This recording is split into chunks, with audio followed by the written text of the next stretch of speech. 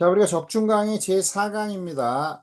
적중강의 제4강은 상호의 가등기, 명의 대여자의 책임에 관한 문제 세 파트로 나눠서 우리가 시험에 나올 수가 있고, 상호의 가등기는 우리가 빈출 영역은 아니지만 혹시라도 나올 수 있는 영역이고, 그 다음에 이제 상호의 전반적인 문제와 명의 대여자의 책임, 이렇게 우리가 살펴봐야 되고, 명의 대여자의 책임은 법조문이 24조에 대한 내용 하나만 가지고는 안 되고요. 이론적인 것도 같이 살펴봐야 되는 어떤 부분이 바로 이제 대표적인 어떤 경우에 해당이 되는 거죠. 자, 세 가지 파트로 나눠서 18조부터 28조 그냥 조문을 설명하면서 설명해 보겠습니다. 그 다음에 이제 우리가 조문으로 들어가기 전에 기출 문제 분석을 한번 해보면요. 예, 이 지금 설명하고 있는 어떤 부분들은 우리가 과거에 한 10년부터 한 20년까지는 빈출 영역이었는데 21년도부터는 우리가 명의대여자 책임 하나가 나오고 25년도에는 우리가 조문이 지문 두 개로 나왔습니다. 우리가 26조에 관한 문제하고 22조 상호의 가등기에 관한 어떤 내용, 22조의 이제 제1항 문제가 이제 우리가 출제가 됐는데, 보는 것처럼 우리가 21년도에는 거의 없죠. 명의대의자 책임 22년도 한번 나왔고, 그럼에도 불구하고 그 이전에 우리가 빈출된 영역이라고 놓고 본다면, 그저 우리가 2년, 3년이라고 해도 이런 것들은 베낄 수가 있는 겁니다. 그래서 나올 확률이 굉장히 높다라고 하는 어떤 영역이고요. 네, 처음에 이제 볼 때는 상호 전반적인 문제 18조부터 28조에 나와 있는 전반적인 내용들을 우리가 이해하고 암기를 해야 되는 겁니다. 그냥 어떻게 나올지는 모르는 거니까 암기를 하고 그다음에 이제 우리가 24조에 해당되는 명의대여자의 책임, 22조 2항의 상호의 가등기 이렇게 세 가지 파트를 이제 공부해 두면 되고 우리가 이제 나올 확률이 높다. 상호는 이렇게 기억을 하면 되겠습니다. 자, 그럼 18조부터 보겠습니다. 네, 우리가 상호 선정의 자유 이렇게 되어 있는데 우리나라의 상호 선정의 자유의 입법주의는 자유주의를 원칙으로 해서 제한을 가하는 적중주의입니다. 그래서 상호의 선정의 경우는 자유주의와 진실주의가 있는데 우리는 자유주의를 원칙으로 한다. 진실주의라고 하는 것은 상호와 영업의 실제가 일치되는 것이고 자유주의는 상호와 영업의 실제가 일치되지 않아도 된다. 이런 어떤 것이죠. 상인은 그 성명, 자, 우리가 18절을 보면요. 상인은 그 성명 기타 명칭으로 상호를 정할 수 있다. 그냥 조문을 외우는 거죠. 상인은 그 성명 기타의 명칭으로 상호를 정할 수가 있다라고 하는 거죠. 뭐 시험에서 그대로 나오니까 우리가 뭐 그냥 이론적인 거 막 공부할 필요가 없어요. 그냥 외우는 거죠. 그냥 자유주의가 원칙인데 이런 게 자유주의구나. 그다음에 상인의 상호는 영업 내용 및 영업주의 실질과 일치해야 된다. 상호와 영업의 실질이 일치해야 된다. 라고 하는 게 이제 18년도에 나오는데 틀리는 거죠. 이게 진실주의입니다. 우린 진실주의를 원칙으로 하지 않죠. 자유주의를 원칙으로 하고 예외적으로 제한을 가하는 우리가 절충주의다. 그다음에 이제 변호사 사무실의 명칭은 우리가 상호로 보지 않는 거죠. 변호사라고 하는 거는 상인이 되지 못하니까 상법상의 상호가 아닌 거죠. 그래서 상업 등급에 등기할 수가 있다. 틀리죠. 상업 등급이 상호가 아닙니다. 그래서 등기할 수가 없다라고 하는 것이죠. 개별적으로 등기하는 거다.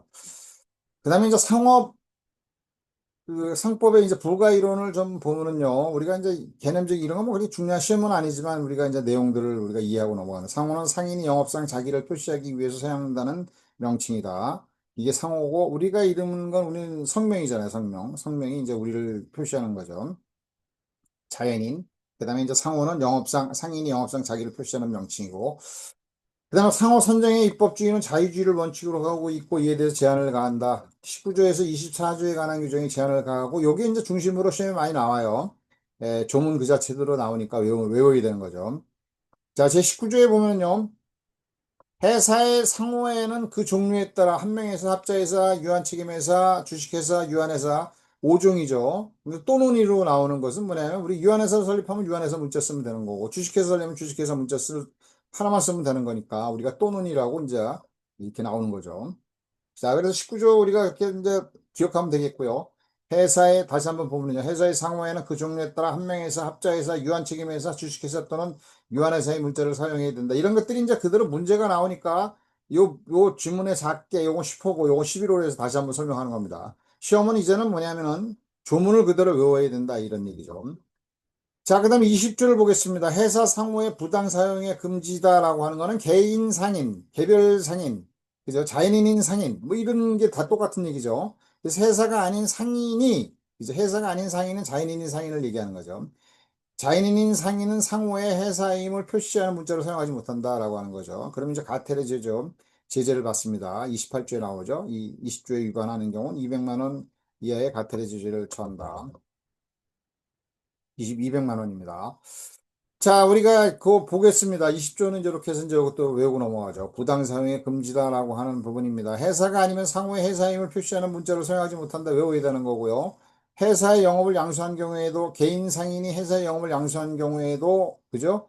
회사임, 상호의 회사임을 표시하는 문자를 사용하지 못한다. 사용할 수 없다. 그냥 외우는 겁니다. 사용할 수 있다. 회사의 영업을 양수하는 경우에는 사용할 수 있다. 그럼 틀리는 거죠. 그 다음에 21조입니다. 상호의 단일성인데 이건 뭐냐면요. 동일한 영업에는 단위상호를 사용해야 한다는 것이고요. 지점의 상호에는 본점과 종속 관계를 표시해야 된다. 여기 이제 그대로 이제 외워야 되는 부분들인데 동일한 영업에 단일 두 개 이상 수개의 상호를 사용하지 못한다는 거죠. 빵집을 경영하면서 자유롭게 아브라함 빵집, 아브라함 세탁소 중에 하나, 아브라함 세탁소를 썼는데 그 다음에 또 아브라함 빵집을 쓰는 두 개죠. 수개를 쓰는 거죠. 이런 걸 할 수가 없다는 거. 하나만 쓴다는 거죠. 빵집이라도 아브라함 세탁소로 우리가 상호를 정할 수 있다. 자유주의니까. 하나만 써라. 상호 단일주의입니다. 이게. 그 부분이 이제 부가 이론에서 이제 설명하고 있죠. 개인 상인은 동일한 영업에 단일 상호를 사용해야 된다. 이를 상호 단일의 원칙이다라고 얘기하는 것이고, 수개의 상호를 사용할 수 없다. 하나의 영업, 단일한 영업, 동일한 영업에 수개의 상호를 사용할 수 있다. 개인 상인의 경우 틀리는 거죠. 회사가 아닌 개인 상인의 경우에는 동일한 영업에 대해서 단일 상호를 사용해야 되는 거고 사용하지 않아도 된다. 틀린 거죠. 상호는 감독 관청에 허가가 있으면 두 개라도 사용할 수 있다. 허가가 있다 그러면 하나만 써야 되는 거죠. 개인 상인이 수개의 영업을 하는 경우는 수개의 상호를 쓰거나 각각 그다음에 아니면 하나의 상호로 통일할 수도 있습니다. 자유이다라고 하는 거죠. 개인의 상인이 수개 영업을 영위하는 경우에도 하나의 상호만을 사용해야 한다. 이게 이제 18년도에 나온 거 틀린 지문이죠. 회사는 수개 영업인 경우에도 단위상호를 사용해야 되는 겁니다. 회사가 수개 영업에 대해서 각각 회사인데 단위상호를 쓰면 안 되는, 헷갈리는 거죠. 그래서 단위상호를 사용해야 되는 거고요. 그래서 이거 19년도에 나온 건 틀린 지문이 되는 거죠. 단위상호를 사용할 수 없다. 회사의 상호가 수개 영업일 땐 단위상호를 사용해야 된다라고 하는 것이죠. 자, 그 다음에 22조는 등기 배척권입니다. 타인이 등기한 상호는 동일한 특별시 강의시군에서 동일 영업의 상호로 등기하지 못한다. 우리가 뭐 그렇게 나온 적은 없지만 동일 또는 인접 많이 나오잖아요. 우리가 영업양도에서도. 그럼 인접은 아닙니다.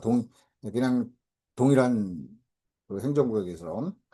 동일한 특별시 강의시군에서 동종 영업의 상호로 등기하지 못한다. 이거 등기 배척권이다라고 하는 것이고요. 이 등기배척권의 경우에 있어서 동종영업은 동일한 상호입니다. 유사한 상호는 그러니까 뭐예요? 동일한 행정구에서도 유사한 상호는 사용할 수가 있다라고 하는 거죠. 등기하지 못하는 것을 등기배척권이라고 하는 것이고 동종영업의 상호는 동일 상호를 의미하고 유사한 상호는 포함되지 않는다는 것으로 본다는 것이고 판례 입장입니다, 이게. 타인이 등기한 상호라도 다른 종류의 영업의 상호, 유사한 상호로는 등기할 수가 있다라는 게 판례 입장이다. 등기하지 못한다. 그러면 틀리는 거죠. 다른 종류의 영업의 상호로 등기하지 못한다. 14년도에 한번 나온 적이 있는 거죠. 우리가 이제 기출지문들을 이렇게 보여주고, 그 다음에 우리가 조문을 가지고 공부하면, 우리가 거의 다 그게 이제 뭐는 상법 이론이고, 상법의 시험 문제 내용입니다. 그 다음에 좀 더 특수한 경우에 있어서는 이제 상법 이론을 조금씩 좀 공부하는 부분들이 되는 거죠. 제 책이 이제 그런 식으로 구성이 되어 있습니다. 그래서 이제 이렇게 강의에서는 상법 조문을 그대로 보여주고, 거기다가 이제 기출지문을 보여주고, 그 다음에 이제 부가이론에서도 이제 나왔던 것들 조금 보여주고, 그죠? 그 다음에 좀 까다로운 내용들의 상법 이론을 설명해주고, 이렇게 돼 있는 거죠. 단거나 한 책이니까 여러분들이 한번 좀 잘 참조하다 보면은 내 책을 가지고 공부하다 보면 고득점을 받을 수가 있습니다. 상인의 상호의 등기 여부는 자유이지만, 상인의 상호 등기 여부는 자유이지만, 일단 상인이라고 했을 때는 사실은 이렇게 표현하면 이게 개별 상인만 얘기하냐, 회사를 포함하느냐라고 할 때는 이런 경우에는 회사를 포함해야 되는 거죠. 그래서 우리가 그 권리도 있고 옥무가 있는 것이 절대적 등기사항인데 회사의 상호는 절대적 등기사항이고요. 개별 상인의 경우, 개인 상인의 경우는 권리만 있습니다. 등기할 의무가 없죠. 그래서 이제 통상적으로 사업자 등록만 하고 등기 안 하는 경우가 많잖아요. 그래서 등기 의무와 관련된 부분에 있어서는 개인 상인의 경우는 등기부라고 하는 게 복잡하게 되어 있잖아요. 관심도 없습니다. 회사의 등기부가 이루어지는 거죠. 그래서 회사에서 우리가 지점 등기부를 삭제했기 때문에 지점 소재에서 등기할 수 없다라고 하는 본점 소재에서만 등기하게 된다라고 하는 게 맞는 거죠. 지점 소재에서도 등기한다라고 하는 조문이 나오면 무조건 틀리는 거죠. 회사의 경우. 마찬가지로 개인 상인의 경우도 등기가 안 이루어지니까 그 영업소 소재에서 등기해야 된다라고 하는 그 영업소 소재지가 뭐냐? 지점 소재에서 등기하는 게 없잖아요. 그것 마찬가지로. 그럼 영업소 소재지가 본점이 되는 것이고, 통상 이제 본점을 주된 소재지, 그 주된 영업소 소재지 아니면 종된 영업소 소재 지점 이렇게 표현하는데, 그냥 장인의 경우도 본점 지점으로 이렇게 사용하는 게 많습니다. 그래서 우리가 그 잘 기억을 해두고 넘어가면 좋겠죠. 자, 보겠습니다. 등기상호는 등기배척권을 갖고 동일한 행정구에서 동종영업을 타인이 등기해서 사용하는 것을 부정목적으로 사는 것을 추정받는 경우가 있습니다. 등기상호가 이제 보호된다라고 하는 거죠. 자, 여기 보면은 이제 지문이네요. 상인의 상호의 등기 여부는 자유이지만 등기상호에 대해서는 상법에 대해서 보호를 받는다. 이제 등기상호가 비교적 뭐냐면 등기배척권도 인정이 되고, 그죠? 미등기상호는 등기배척권이 없잖아요. 그 다음에 이제 개별 상인의 상호는 우리가 권리만 있고 의무가 없는 자유롭지만, 그죠? 회사의 상호는 절대적 등기사항이다. 라고 하는 것이죠. 그렇게 기억을 하면 되겠고, 그 다음에 이제 우리가 23조에 보면요. 23조의 이제 사항에서 보면 나오는 거죠. 동일한 행정구역에서 동종영업으로 타인이 등기한 상호로 상호하는 경우에는 부정한 목적이 사용하는 것을 추정을 받는 거니까, 일단 추정을 받으니까 이제 그거를 하면은 이제 그 반대로 입증하는 사람들이 그 부분에서 반증, 입증을 해야 되는 부분들이 생기는 거고, 등기상호가 이제 보호된다 그런 건데, 이제 여기서 조문구 자체로는 틀린 거죠. 18년도에 나온 거. 자유가 아니라는 얘기죠. 개별 상인은 자유고 회사는 자유가 아니다. 그 다음에 보호를 받는다. 이거는 이제 맞는 거고. 자, 그 다음에 22조의 이 상호의 가등기입니다. 이것도 이제 뭐냐면 조문으로 우리가 독자적인 문제로도 우리가 나온 적이 있었고, 이제 나올 수도 있겠다는 거죠. 그러니까 한 명의 사업자의 사이가 본점을 소지한 본점을 그죠? 설립하는 경우, 한 명의 사업자에서는 설립 시에 본점 소지에서 상호의 가등기를 신청하지 못하지만 그 외 회사, 유한책임회사, 주식회사 또는 유한회사가 설립할 때는 본점 소지에서 관할한 등기소에 상호의 가등기를 신청할 수 있다. 이거 이제 우리가 보면은 회사가 세 개잖아요. 그걸 이제 외워야 되고, 두 개는 안 되고. 그 다음에 두 번째, 회사가 상호와 목적을 변경하고자 할 때는 본점 소지지를 관할한 등기소에 상호의 가등기를 신청할 수가 있다. 이렇게 되어 있는 거죠. 이때 회사는 5종의 회사가 다 들어가는 거고요. 합자회사도 되고, 한 명의 회사도 되고, 다 되는 거죠. 그 다음에 이제 사망의 경우도 마찬가지입니다. 5종 회사죠. 회사는 본점을 이전하고자 할 때는 본점 소재지가 아니고 이전할 곳을 관할하는 등기소에서 상호의 가등기를 신청할 수 있다. 이것도 이제 본점과는 틀리는 거죠. 이전할 곳을 관할하는 등기소에서 가등기를 신청할 수 있다. 상호의 가등기는 제22조 적용에 있어서 상호의 등기로 본다라고 하는 거죠. 자, 그대로 우리가 설명하고 있는 거죠. 똑같은 내용들을 다시 한번 읽어보겠습니다. 유한책임회사, 주식회사 또는 유한회사를 설립하고자 할 때는 본점 소재지를 관할하는 등기소에 상호의 가등기를 신청할 수 있다.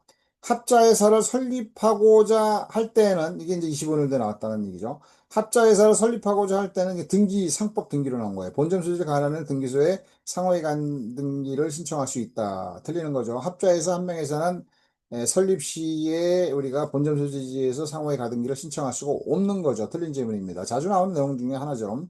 회사는 상호와 목적을 변경하고자 할 때는 본점 소지를 관할한 등기소에 상호의 가등기를 신청할 수 있다. 뭐 다시 한번 이제 우리가 살펴보는 거니까 회사는 본점을 이전하고자 할 때는 이전할 것을 관할하는 등기소에 상호의 가등기를 신청할 수 있다. 상호의 가등기는 등기 배척권의 적용에 있어서는 상호의 등기로 본다. 등기된 상호로 본다 이거죠. 가등기를 하더라도. 등기 배척권의 적용에 있어서는 등기 배척권을 행사할 수 있다는 거죠. 자, 상법 부가이론을 보면요. 설립 시에는 한 명에서 합자에서는 상호간 다등기를 신청할 수 없다. 여태 설명한 거죠. 자, 우리가 18년도에 나온 게 한 명의 사를 설립하고자 할 때는 본점 소지에 관한 등기소 상호간을 신청할 수 있다. 틀린 지문이죠. 할 수 없다는 거고. 한 명의 사와 합자의 사도 성립 후에는 상호의 가등기가 가능한 사항인 경우에 가등기제를 이용할 수가 있다. 이렇게 나온 게 이제 무슨 얘기냐면 상호와 목적을 변경하지 할 때는 본점 소지를 관할하는 등기, 이때 회사는 다 들어가죠. 회사가 상호와 목적을 변경하자는 경우, 회사가 본점을 이전하는 경우에 있어서 이 경우는 회사가 다 포함되니까 이런 경우는 이제 가등기 제도를 이용할 수가 있는 어떤 부분이죠. 자, 보겠습니다. 합자에서의 상호를 변경하고자 하는 경우에는 상호의 가등기를 신청할 수가 있다. 18년도에 이제 우리가 출제가 됐고, 맞죠. 상호를 변경한 상호나 목적이 이렇게 되니까 맞습니다. 주식회사 유한회사가 설립 시에 상호의 가등기를 신청할 수 있으나 맞는 지문이고 상호의 목적을 변경할 때에는 가등기를 신청할 수 없다. 아, 틀린 지문이다 이런 얘기죠. 주식회사 유한회사는 설립 시에 가등기를 신청할 수 있잖아요. 그죠? 상호의 목적, 상호와 목적을 변경, 상호나 목적, 상호와 목적을 변경하자 할 때는 회사는 그죠? 가등기를 신청할 수 있는 거죠. 맞습니다. 신청할 수 없다고 그러는 게 틀린 거고요. 유한회사의 본점을 이전하고자 하는 경우에는 이전할 곳을 관할하는 등기 상호의 가등기를 신청할 수가 있다. 18년도에 한번 나온 거죠. 18년도에 이제 우리가 가등기 문제가 나왔잖아요.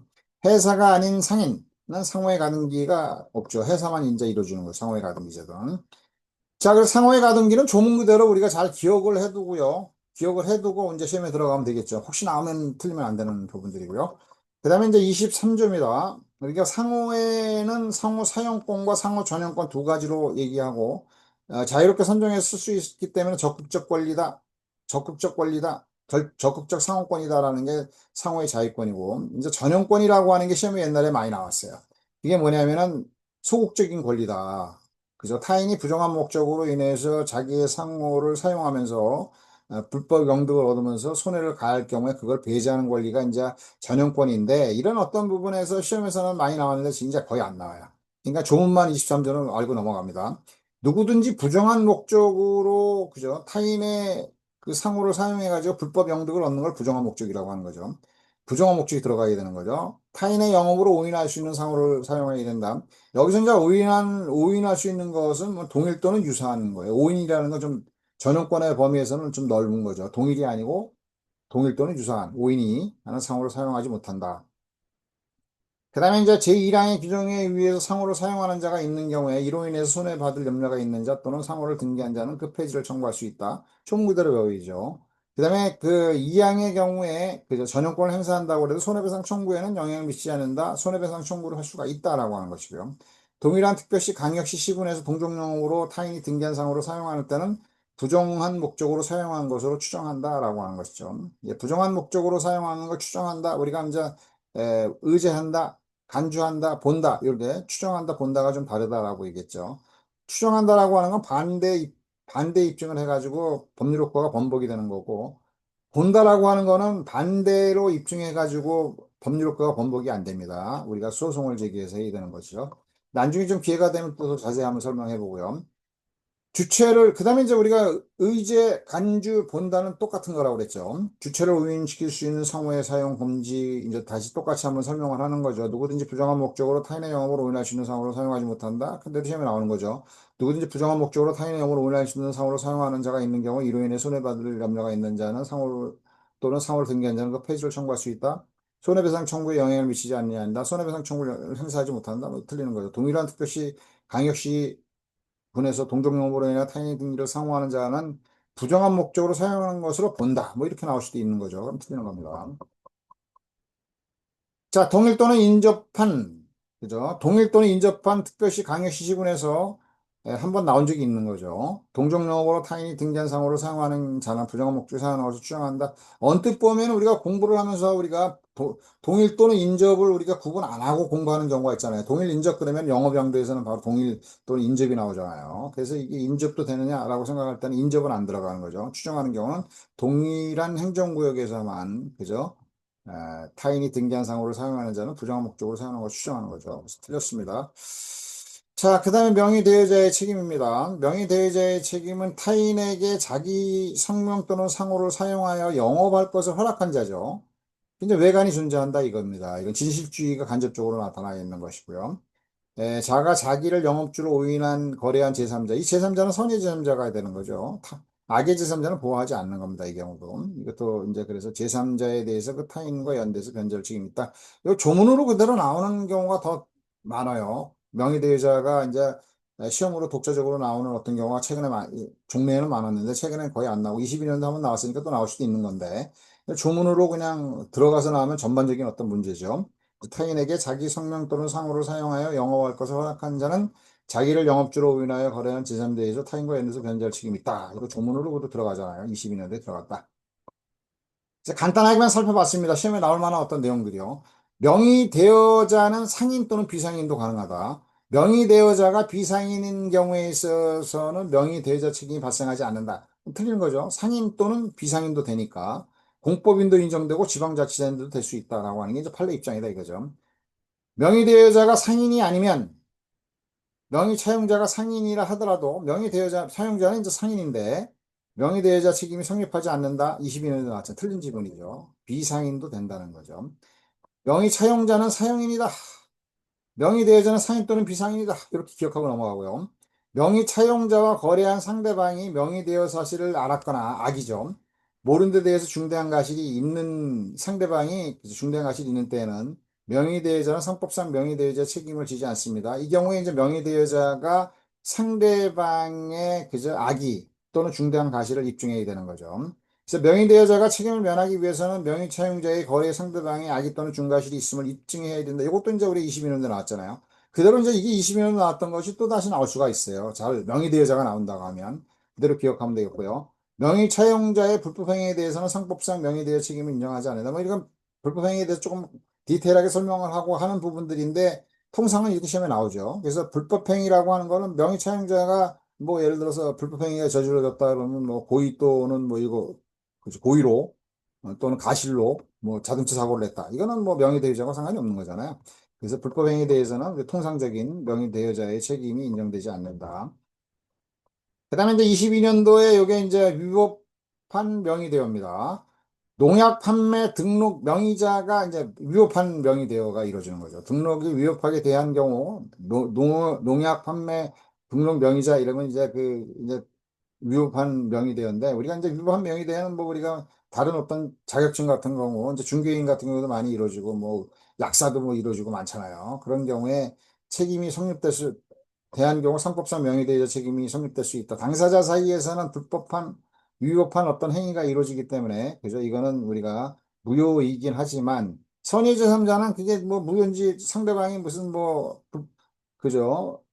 행위가 그게 모르잖아요. 그죠? 위법한 건지 아닌지 모르니까 선의의 지점자에 대해서는 명의대여자가 명의대여자에 대한 어떤 책임이 진다. 요거 이제 시험에 나왔는데 위법한 경우에 위법한 대여의 경우는 당사자끼리는 무효지만 선의의 지점자에 대해서는 명의대여자 책임을 진다. 이렇게 되는 거죠. 상법상 명의대여자의 책임이 인정되는 경우 거래 상대방은 명의대여자, 명의청자 누구에도 순서 없이 책임 변제를 청구할 수 있다라고 하는 것이고요. 뭐 순서 뭐 명의 채용자에게 먼저 해야 된다, 명의 대리자가 먼저 한다는 게 없는 거죠. 그다음에 이제 상호의 양도 요것도 이제 시험에서 우리가 굉장히 중요한 것으로 나오는데 요즘에는 그런 거 뭐 설명을 잘 안 해요. 그냥 조문만 나오는 거죠. 상호가 양도하려면 영어를 폐지해야 됩니다. 영어를 폐지하면 단독으로 할 수 있죠. 폐지가 됐으니까. 그러나 폐지하지 않은 경우는 영어과 함께 하는 경우에 한해서 양도할 수 있다. 많이 나오는 내용들이고 중요한 거죠. 그다음에 상호의 양도는 등기하지 않으면 제3자에게 대항하지 못한다. 우리가 통상적으로 선의의 제3자에게 대항하지 못한다라고 이렇게 돼 있는데 여기 상호의 양도의 경우는 제3자는 선이든 악이든 대항하지 못하는 겁니다. 대항력이 정해지는 거죠. 그래서 상호는 영업을 폐지하거나 영업하는 경우에 양도할 수 있다. 상호의 양도는 등기하지 않으면 제3자 선이든 악이든 대항하지 못한다라고 하는 것이고요. 그래서 양도인 양수사의 의사, 그 다음에 이제 여기 부가이론을 좀 보면 상호의 양도는 등기는 대항력을 정하는 것이고요. 양도인과 양수인 사이에서 의사표시에서 양도의 효력이 발생하는 거죠. 뭐 이런 것까지 이제 안 나오잖아요. 상호를 양도하는 경우 등기하지 않으면 효력이 없다. 이게 옛날에 나왔는데 안 나오는 거죠. 의사표시에서 효력이 생기고 양도는 뭐예요? 등기는 뭐가 되겠어요? 네, 대항력을 정하는 거다. 그다음에 상호는 독자적으로 양도할 수 있다. 뭐 이런 게 많이 나왔었어요. 독자적으로 안 되고 영업을 폐지하는 경우나 아니면 상호와 함께하는 경우만 양도할 수가 있다. 그다음에 이제 이것도 좀 나오긴 했었던 부분인데 뭐 그냥 알고만 또 나오지는 않을 거예요. 그렇지만 한번 알고 넘어가요. 영업의 폐지는 사실상 영업 중단을 의미하고 행정관청에 내는 폐업 신고와 같은 절차는 해당되지 않는다. 판례 입장이고 이게 또 질문으로 나왔던 내용들인데 그 과거에. 상호는 원칙적으로 영업과 분리해서 양도할 수 있다. 그죠? 분리해서 양도할 수가 없죠. 영업과 함께 하거나 영업을 폐지하는 경우에 양도할 수 있다. 독자적으로 양도할 수 있다. 이런 얘기니까 틀린 거죠. 그냥 대항력을 정한다. 미등기 상호든 등기 상호든 모든 상호는 그죠? 미등기 상호도 마찬가지. 미등기 상호는 안 되는 게 아니고 모든 상호는 등기하지 않으면 제3자 상대방이 전이든 악이든 상관없이 대항하지 못한다. 등기된 상호의 경우에 상호 양도는 등기하지 않으면 제3자에게 대항하지 못한다. 제3자는 선의악이 모두 포함된다. 그 다음에 이제 상호가 이중양도의 경우에 있어서, 그죠? 상호를 양도한 자가 A, B에게 이제 양도를 했는데, 그럼 이제 순위 떨어지는 A에게도 양도하고 B에게도 양도했는데, 그러면 누가 더 선순위의 권리를 갖느냐라고 하는 부분이 대항력을 갖느냐라고 하면은 먼저 등기한 자가 대항력을 갖는 겁니다. A에게 양도하고 또 다시 B에게 양도하면 B가, 그죠? B가 예를 들어서 그 등기를 했잖아요. 그럼 B는 이제 B에 대해서는 이제 뭐 대항할 수 없다라고 하는 거죠. 먼저 권리를 취득한 자가 대항할 수가 있는, A에게도 대항할 수 있고, 또 뭐, 다른 사람에게도 대항할 수가 있다라고 하는 거죠. 제3자에 대해서. 시험에 나온 적이 있고요. 그 다음에 이제 26조, 요게 이제 문항으로 하나 들어갔죠. 우리가 이제 이런 거 내고 싶은 경우에 왜 냈는지는 잘 모르겠지만, 잘 안 나오는 내용인데, 여기서 이제 내용 나온 거 보면 이제, 이런 거는 내용은 이제 2가 나오잖아요. 2. 상호를 등기한 자가 정당한 사유 없이 2년간 상호를 사용하지 아니한 때는 이를 폐지한 것으로 본다. 라고 하는 거죠. 2년을 1년으로 고치면 되는 거죠. 25년도 1년으로 해가지고 고쳤어요. 우리가 문제 내기 쉽잖아요. 그죠? 조문으로. 그래서 상호를 등기한 자가 정당한 사유 없이 2년간입니다. 2년간 상호를 사용하지 않은 때는 이를 폐지한 것으로 본다. 이것도 외우는 거죠. 그대로 나오는 거고. 그 다음에 이제 상호 등기에 맞서 청구입니다. 상호를 변경 또는 폐지한 경우에 2주간 내에 그 상호를 등기한 자가 변경 또는 폐지 등기를 하지 아니하면 아니한 때는 이해관계인은 상호와 관련된 어떤 이해관계에 있는 모든 사람을 얘기하는 겁니다. 범위가 넓어요. 등기 말소를 청구할 수가 있다라고 하는 거죠. 상호의 변경 또는 폐지한 경우에 2주간 내에 그 상호를 등기한 자가 변경 또는 폐지 등기를 하지 아니한 때는 이해관계인은 그 등기 말소를 청구할 수 있다. 그다음에 이제 회사의 상호의 부당 사용, 개인 상인이 그저 회사의 상호를 사용하는 경우에 200만 원의 과태료 제재를 받고, 그다음에 누구든지 부정한 목적으로 타인의 영업을 오인할 수 있는 상호를 사용하는 경우 23조 1항이죠. 이 경우에 이제 두 가지 경우에 과태료 200만 원 이하의 과태료 제재에 처한다라고 하는 거죠. 자, 우리가 조문으로 명의대여자의 책임도 우리가 꼭 시험에 나올 만한 걸 간단하게 봤어요. 이론을 막 복잡하고 막 골치 아픈 거 다 제껴놓고 시험에서 나올 만한 내용들을 명의대여자 받고 이론적인 것까지. 그 다음에 이제 우리가 상호의 가등기 22조 2항 그거 조문을 좀 외우라고 그래 얘기를 했고 그 다음에 이제 18조부터 28조까지 내용 전부가 뭐냐면 상호의 전반적인 문제입니다. 그렇게 시험에도 나올 수가 있다라고 하는 거죠. 자, 우리가 상호에 관한 문제는 세 파트로 해서 시험에 나올 확률이 높다. 그 중에서도 제일 큰 거는 상호의 전반적인 문제가 26년도에 나올 확률이 한 70%다. 상업 사용인은 90%면 요건 70%죠. 이것도 중요한 부분들입니다. 그래서 여러분들이 잘 공부하도록 하고요. 여기까지 하고 이제 다음으로 이제 또 넘어가 보죠. 여기까지 강의를 해보겠습니다.